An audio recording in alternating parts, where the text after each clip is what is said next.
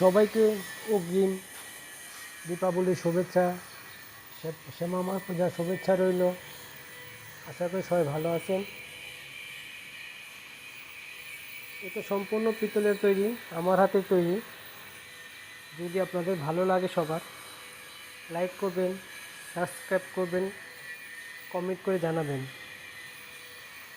এটা সম্পূর্ণ পিতলের তৈরি, কারণ আমি সামনে সোমবার মা শ্যামাকালী পূজা, সবাইকে পুজোর নিমন্ত্রণ রইল। সবাই আসবেন, প্রদীপ জ্বালাবেন, দীপাবলির শুভেচ্ছা রইল সবাইকে। ধন্যবাদ। এটা সম্পূর্ণ আমার হাতে তৈরি। এটা 10 থেকে 12 ইঞ্চি হবে, ছোট, বেশি বড় না।